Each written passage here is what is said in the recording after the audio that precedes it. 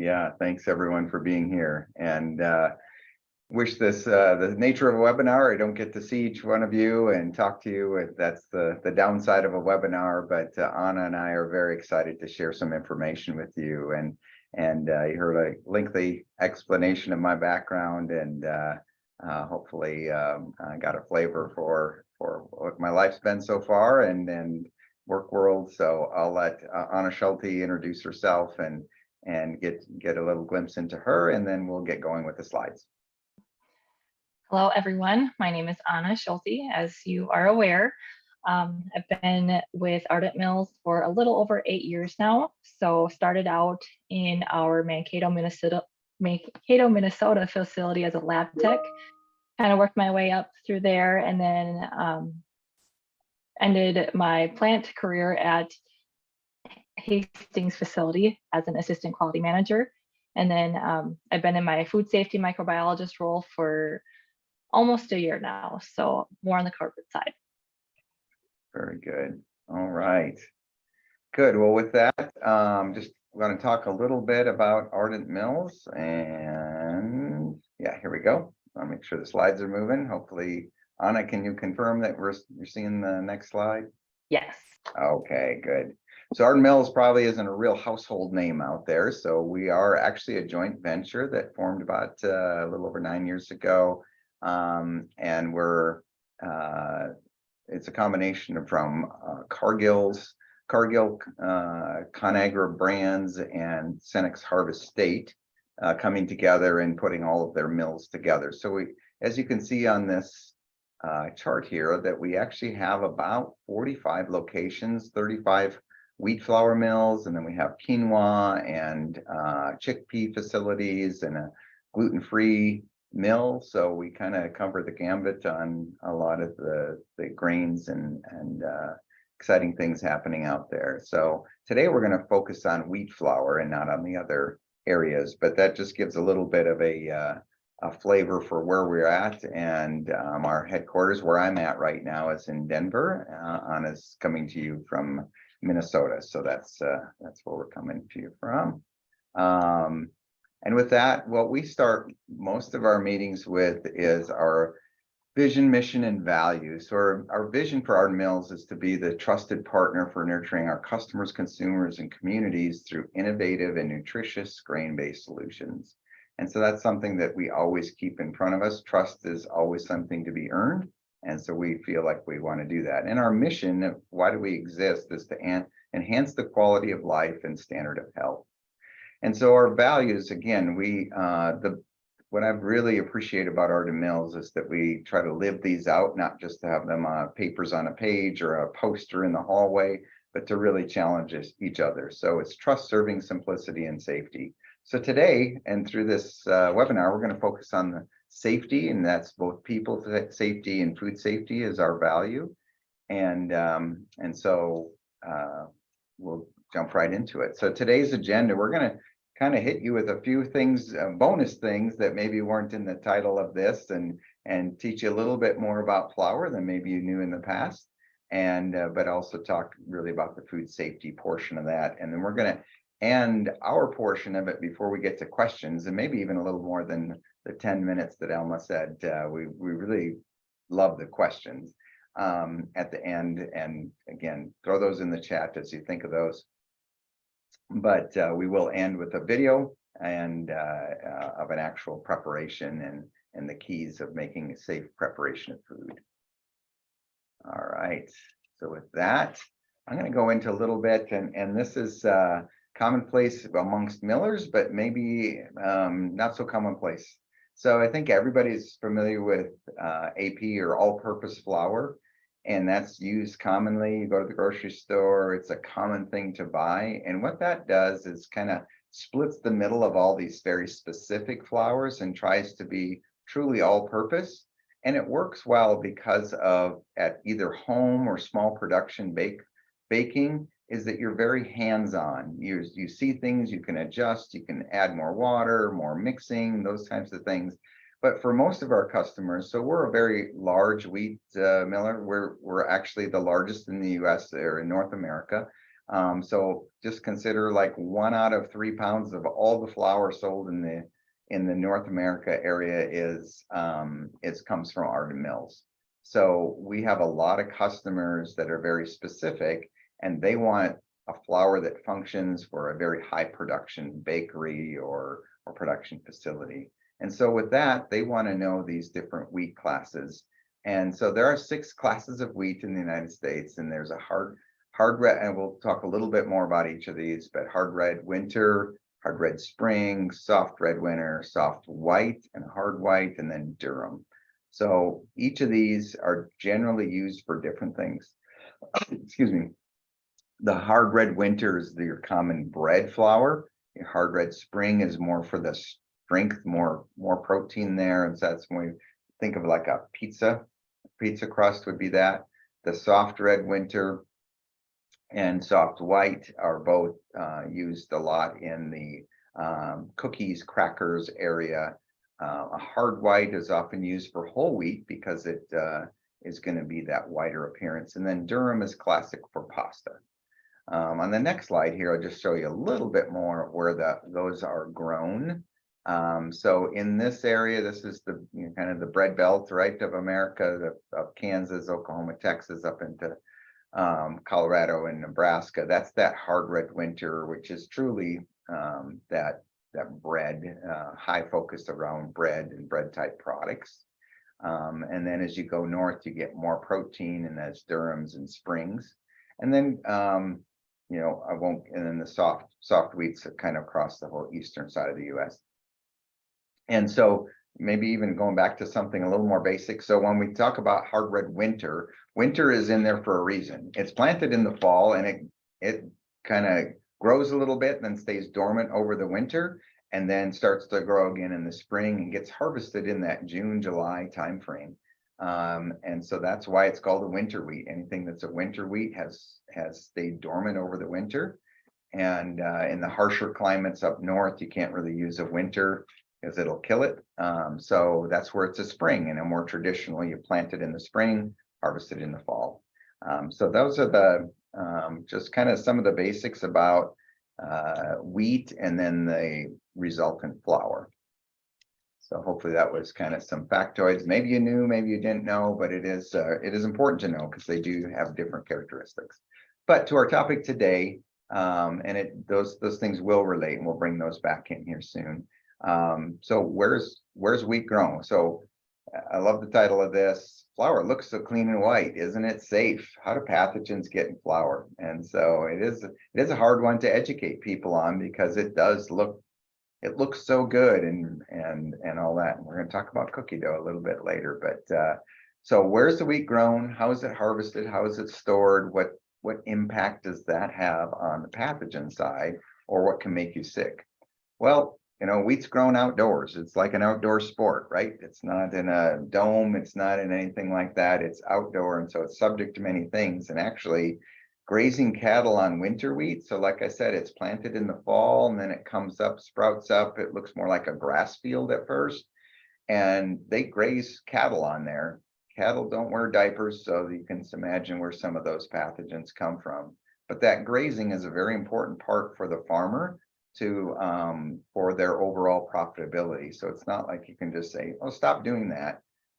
Sometimes up to half the value of that wheat is the weight gain in that cattle. So it is an opportunity and can be an issue for pathogens. Also birds, again, this is all outdoors. So where it's grown can introduce pathogens. Also how it's harvested and stored. So in the harvest time, it's a beautiful picture of a harvest. Doesn't always look like that. Sometimes you're fighting some rain clouds. They do look at the moisture. You have to harvest it at certain moistures, but if there has been rain recently and those types of things, that can impact that, both the quality of the flour that is resulting from that wheat, but also some of the pathogen potential contamination, because the drier it is, the better off it is. And then overall climates, we see that some wetter climates, shorter growing periods, overall have a higher micro count than some of the drier periods. If you think of Texas versus We have a mill in Saskatoon, Saskatchewan up north where the growing air time is pretty short and can be wet weather up there. So it really varies. The micro count and the risk varies a lot by area of the country and what weather they had that year. So with that, I'm going to turn it over to Anna, and she's going to take us through some of the more specific numbers, as well as give you a real high overview of how what's milling do to when we turn wheat to flour. What's it do? Thank you, Kent. So now we'll go into the pathogen prevalence. There have been several peer-reviewed studies that have reported pathogen prevalence in wheat as 0.1 to 3%. In 2019, there was a study published by Myota that detailed the occurrence and levels of pathogens in raw wheat. So in the table below here, it's broken down by wheat commodity. So hard red spring, hard red winter, soft red winter, early and late. So Kent kind of went over the regions for that. And this study was between 2012 and 2014. So we can see here that E. coli 0157 and Listeria monocytogenes, there was no positives in this study. Listeria species had just a little bit. EHEC had a few cases, and then Salmonella topped it off. You can go to the next slide. So the milling process, what is it? We're turning wheat into flour. That may be a very simple description, but really it's a very complex process. So we're taking this wheat berry and we're refining, taking it and crushing it to make refined flour. So that's the separation of the endosperm from the bran layer and reducing that particle size as we go. Now in the US though, whole wheat flour is just the entire wheat berry ground into flour. So the first step to the whole milling process is what's called our cleaning house. So you guys may hear cleaning and think, oh, soap and water. No, that's not the case.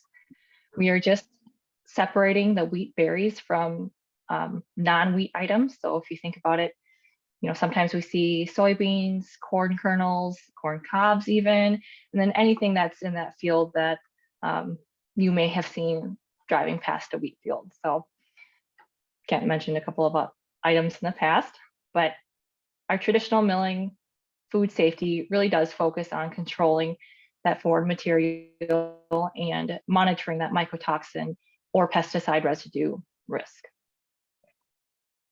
Go to the next slide.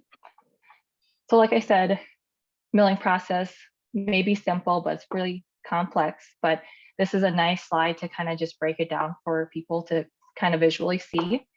So there's two groups, so our pre-milling and our milling. In pre-milling, we start off with wheat receiving. So most facilities will receive wheat in by truck or rail car. There are a few locations at Arden mills that accept wheat barges. From there, we will move the wheat to our elevator storage bins, depending on wheat class and then protein content. And then from there, once that wheat is ready to be milled, we'll take it through the cleaning house or the wheat cleaning. So no soap, no water, just the separation from non-wheat items.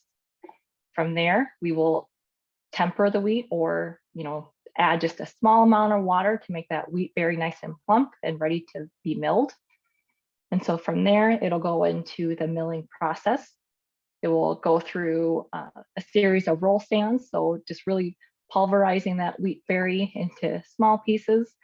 And then it'll go through a variety of milling equipment, such as purifiers, sifters, and really just shooting off those particles off by size. And then the whole process will get started again from breaking, sizing, until it's reduced to that flour.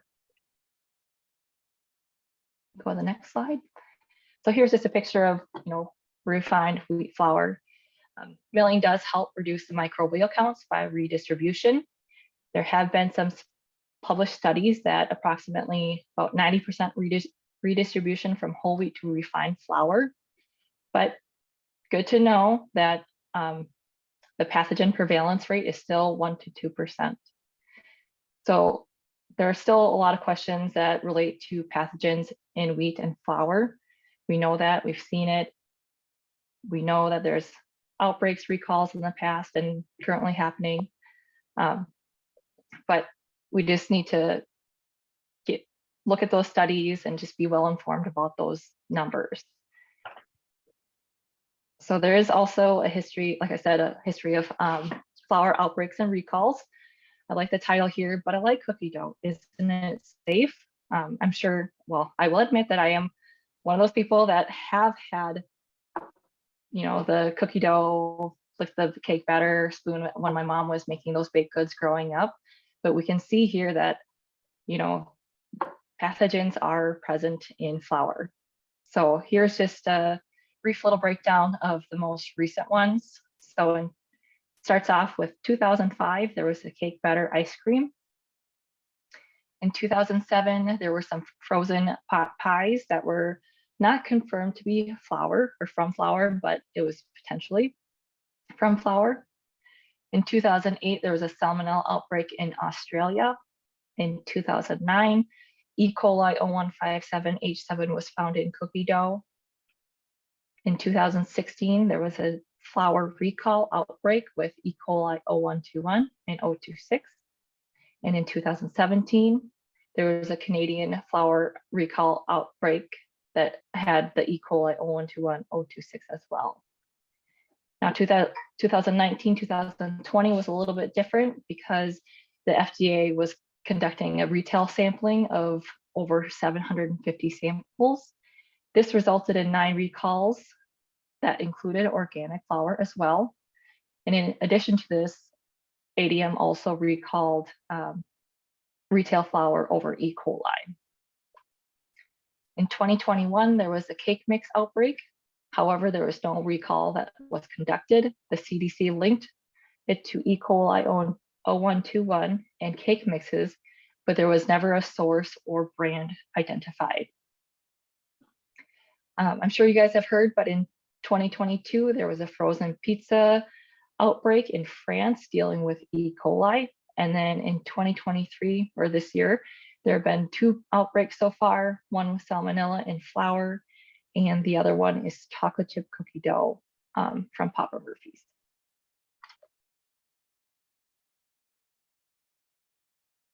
Great, thank you, Anna. And so as you can see, just kind of recapping, there's ways that pathogens can get in flour in a traditional way that we mill flour. We don't have an intervention step. It's in there at about a 1% of the time, and it does result in recalls. So hopefully that we got you a little bit shook up, and that we do need to do something, have safe handling practices, have good cooking practices. So one of our challenges as flour millers is that we don't really have that micro reduction. And then a lot of times people don't use things correctly. The raw cookie dough, I think there's that long-term thought process of well, it's the eggs. Well, it can be the eggs and it can be the flour. So there are issues with that. And then there's a confusion out there because there are cookie dough shops now and lots out there. And then there's misinformation that gets out there on social media and TV. And so like the cookie dough shops and many of the things that you can buy that says now there's major producers out there that have safe cookie dough to eat, but that confuses people, like, why is that true? And those that are doing things correctly have a treated flour as well as pasteurized eggs to make those cookie doughs. But it does confuse people, and then they can improperly handle it at home. And then there's a lot of those, there's books and blogs and things of like how to make the flour safe at home. Just put it in the microwave and, heat it up to 165. I'm telling you right now, that doesn't work. 165 is not a magic temperature to kill pathogens. It depends on the water activity of the food or how much water is available. And for dry products, 165 does not work. And then a lot of times food service operators, I've seen myself where it's a place that they're making dough products. And so while the kids are waiting fidgety before they eat, they'll bring them out some raw dough, and which has also led to illnesses. And then for us, some of our customers don't understand the impact of product testing, random product testing. That's the challenges in the flour industry. And just another side note here, because there can be confusion over this. There's bleach flour and chlorinated cake flour out in the industry, and when you think of bleaching and chlorination, that it's, oh, that's going to kill any problems. It doesn't. So just to put that out there right now, either one of these that do not really impact the potential for a pathogen. So that's not well understood even amongst the food industry and the scientists. So we're going to set the record straight today and just say that bleach flour and chlorinated flour don't have any less risk than a regular unbleached flour does. But just for your information, the bleaching process is just a whitening process. So when you get a bleached flour, doesn't change the function, doesn't change anything about it, doesn't change the cleanliness of it. It just looks whiter. People like the looks of white flour. And so that's what that bleach flour is. Chlorinated cake flour, that actually changes the way the starch works and the starch modification, so that you get those real high-rise cakes like a angel food cake or a birthday cake, where you are able to add a lot of sugar and get those high ratio sugared cakes we all love and enjoy. But chlorination is critical for allowing the flour to support that and not collapse. So that's the reason behind those, but there's common misconceptions that actually does reduce the risk of the flour as well. So I wanted to get that out there. All right, so as flour millers, are we or others in the industry, are we just sitting back? No, we're not just sitting back. We alone as Arden Mills have invested millions of dollars on how can we risk reduce flour, and we have some techniques to do that. And doing that where there's the most risk in where we sell those. And then on retail bags, I think the whole industry now has gone to making sure that we put those warning signs on, and the cautionary signs on there. Through Dr. Fang's group here, though, it says that those have limited impact because of just the nature of how they study people and their behavior. But it is important that we continue to put that on there. And then, there's a lot of things that are inherent in flour that make it difficult for us to do a reduction, just because of how flour is, that the characteristics of if we treat the wheat, if you've ever seen a wheat kernel, it has that crease in it where there's the can be a protection for those pathogens, as well as the flour. The small particle size of flour is another issue that we have to handle. But there are risk reduced flours out there just in the end, and we have one we call Safeguard that supports kind of that cookie dough area, where it's a heat treated flour, very careful, extensive test or process to create that flour. So there are things that we are doing, but by far and away, the best way to prevent illnesses is to prepare and cook your food products appropriately to have this flour. So we have a video, as in every presentation I've done or webinar or those types of things. Videos can be a struggle, but we did a little practice this morning, so we hope that this comes through. Might need to turn your volume up a bit, and we'll just listen to this video. The video is from Chef Haley, one of our R&D chefs here, and she's presented a couple of times on this area of kind of safe food handling, safe practices in preparing products with flour, as well as, and we'll talk a little bit about when she finishes up, I have a slide of her recipe that she's using, and just even how to write recipes can help in food safety. So with that, we'll go to the, hopefully. My name is Haley Rogers. I'm an R&D chef at Arden Mills, and today we're going to do a visual demonstration on flour food safety. So today the recipe I'm going to go through with you all is a recipe on biscuits. We do a little something special to these biscuits, but we'll get into that a little later. So just wash our hands, which I've already done. I have all my ingredients pre-measured, so I'm just going to show them to you as I put them together. So in this bowl, we have 2 cups of all-purpose flour. And to that, I'm going to go ahead and get my dry ingredients mixed together. So I have a tablespoon of baking powder. So one quick caveat here, your baking powder is going to be different depending on your altitude. So this recipe is being produced at high altitude. So I'm currently in Denver, Colorado, and this is a high altitude recipe. So this is 1 tablespoon of baking powder at high altitude. So we're going to go ahead and add that in. I'm going to add in a teaspoon of salt. And then I'm going to go ahead and add in my seasoning blend. So here we have a teaspoon of Italian seasoning, a teaspoon of garlic powder, and a teaspoon of onion powder. This is totally customizable depending on your preference. So I'm going to go ahead and add that in here. Flour is a raw agricultural ingredient, which does mean it is not food safe. So this is a raw product at this point. We will be adding in bacon bits and some cheddar cheese. These are ready-to-eat products, however, they will become not ready-to-eat products as soon as they touch this flour mixture. But first, we're going to go ahead and cut in our butter. You could do this step either by hand or with a pastry blender. Today I'm going to opt for the pastry blender, and what we want to do is evenly disperse these fat particles with our flour. So we want to get this fat evenly coated with all of our flour. So right here, I'm just working this in. I want to get all of this butter down to pretty uniform sizes because this is really going to help us build those flaky layers that you think of when you think of biscuits.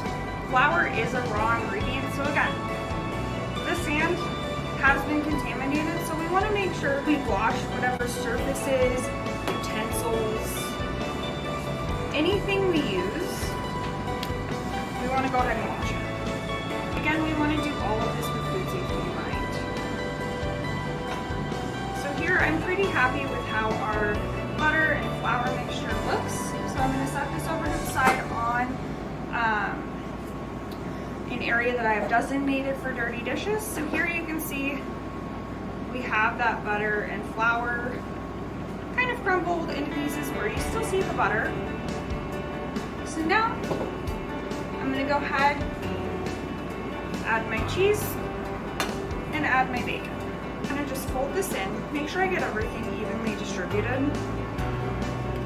And again, now that we've added the bacon and the cheddar cheese, they are no longer a ready-to-eat product. They were when I had them in those little bowls, but now they aren't. So we're going to go ahead. We've got that pretty evenly distributed, and I have 1 cup of buttermilk here. I'm going to add about 2/3 of it to see kind of where my flour is at. Because sometimes your flour may or may not need a little bit more moisture depending on the day. So we have 1 cup ready to go, but we may not need all of it. So I'm going to go ahead and give everything a mix. It may take a second for the flour to start taking in that liquid and coming together. But for right now, I'm going to just fold everything in. As you can see, the mixture is still a little dry here, so I'm going to add in the rest of my buttermilk. It could use that little bit of extra moisture. And like I said earlier, I am in Denver, Colorado, and here it's pretty dry. And that translates to our flour. If you're somewhere where there's pretty high humidity, more than likely you're not going to need that extra liquid. So you can always add things in. It's always so much harder to take them out. So I'm going to set this to the side. I have a little bowl with some all-purpose flour here. Take the same hand and I'm going to dust our surface. So we've dusted the surface with all-purpose flour, which means that we will need to sanitize the surface after we're done. But that is something that you just keep in mind as you're working with recipes. So I'm going to start to work in my dough here. Sometimes most doughs do benefit from a little bit of work just on the counter.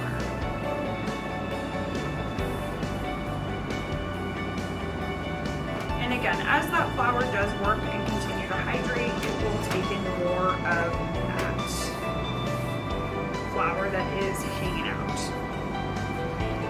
So, I'm going to press this together pretty gently.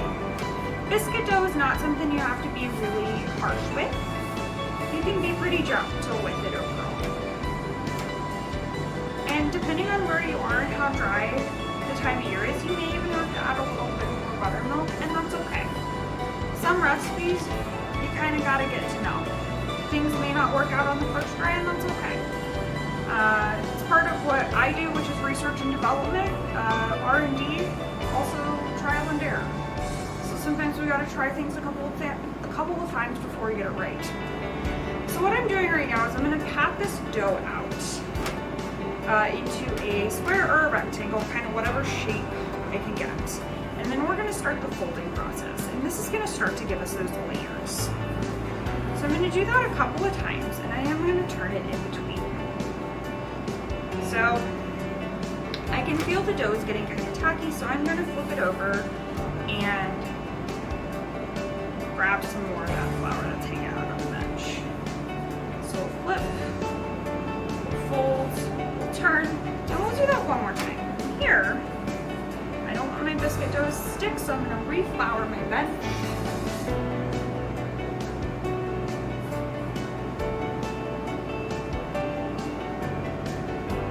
Alright. So, have my dough ready to go. I'm going to grab a rolling pin. And again, be mindful of what you're touching and the fact that it will need to be washed and sanitized after you're done because you are working with the raw product. So I'm going to roll this out probably to about half the height of my knuckle.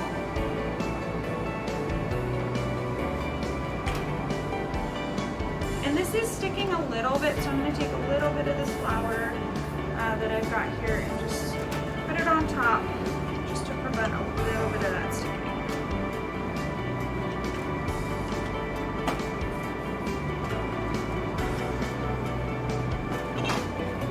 Alright, so that is about half my knuckle height, which is about half an inch. So I roll this to about half an inch thickness. Biscuit cutter here, about 2 inches. You can really use the biscuit cutter size of your choice. I dip it in a little bit of flour just to prevent sticking. And then I'm just going to start cutting my biscuits. So here we're going to go straight down. Don't turn, don't twist, don't do any fancy maneuvers as you're pressing down to cut your biscuit. What you're really doing, if you do that, you're going to impede your layers from flaking and rising as it bakes. So once I've hit the table underneath, then I can start doing the twisting to dislodge it from the rest of the dough. I do have a prepared sheet pan with a piece of parchment paper over here that I am setting my biscuits on as I've cut them. So we're going to do the same thing, straight down, no twisting until I've hit the table. This one didn't come right out, so I'm just going to leave it be, straight down, and we're just going to repeat that until we have used all of the dough we can and cut all of the biscuits that we're able to. With biscuits, I generally like to grab the dough, press it together, and then reform it because biscuit scraps make just as good biscuits as the first roll. So all I did was gather all of that dough together and I'm pressing it back out. We'll roll it back out to about that half an inch. I'll do the same process here. And the number of biscuits you're going to get out of every re-roll is obviously going to be smaller and smaller as you take more dough from it. I'm just going to go ahead and get these biscuits in the oven. First though, I'm going to wash my hands because I've been doing a lot of stuff with them. So I do happen to have one last biscuit here that I just formed by hand, and I'm going to go ahead and set that on. Our biscuits are done. We baked these in a conventional oven for about 12 to 15 minutes at 425 degrees, and you want them to be looking about this golden brown. If you used an egg wash, they will be darker and more golden brown, but for ours, without an egg wash, this is just perfect. You will want to tip your biscuits. We're looking for a temperature that's right about 202 degrees Fahrenheit. And that'll let you know that your biscuits are fully cooked and ready to rock and roll. So thank you all again for joining me today. Right. Very good. So hopefully we're able to hear that. On this next slide, I have, there we go. This next slide, and you actually have this available to you as a recording, and you can capture this if you're interested in Haley's biscuits. But what I want to point out here in how she wrote the method, or how she writes the recipe out, is she puts those key things right in the recipe watching. And I know with the Partners for Food Safety Education, they did even a contest on that earlier this year, maybe late last year. And it was really how do you make that recipe so that it builds in those different elements, reminders of when to, wash hands with soap and water after handling the raw flour, and then, handling raw eggs, those types of things. So when it's built in there, I think that's such much more top of mind when we do those things. So anyway, that really just a couple of things. Remember that fully baked is fully safe and fully yummy. When we look at these, I get it's a little before lunch here, so it makes me hungry. But that fully baked, but it's not just the baking, it's how you can cross-contaminate if you don't do those steps that Haley called out in keeping your surfaces clean.